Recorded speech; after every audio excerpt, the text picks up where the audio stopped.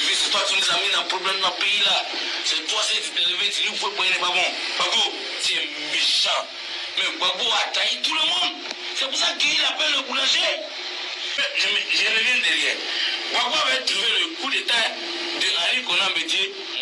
Bon, il a dit que c'est l'avancement de la démocratie dans un pays où on fait coup d'état.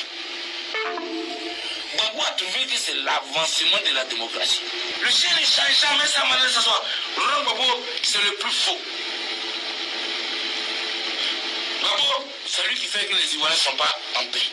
Gbagbo est méchant. Il est méchant comme Satan. Et il joue bien son rôle.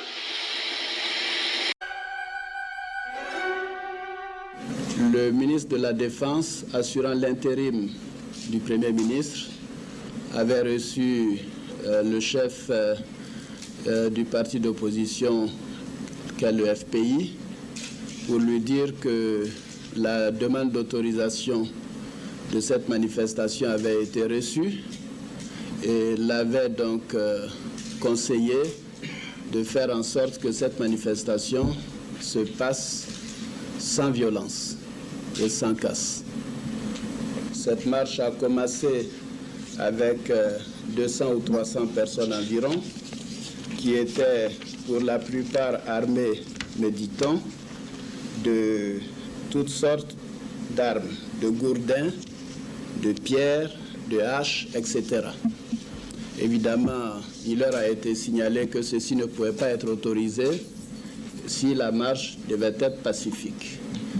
L'itinéraire indiqué aux manifestants n'a pas été suivi.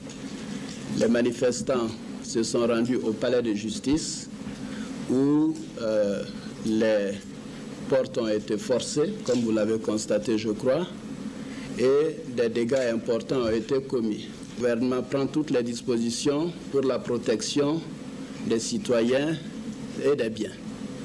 Et que la Côte d'Ivoire est un État de droit. Les manifestations autorisées vont se poursuivre, mais il n'est pas question d'autoriser des manifestations pouvant conduire à la violence et à la casse. Bien entendu, les forces de l'ordre ont fait leur travail. Et nous recommandons le sang-froid aux forces de l'ordre. Il faudrait que la violence cesse. Et je fais appel à la population entière de soutenir les forces de l'ordre dans ce travail difficile.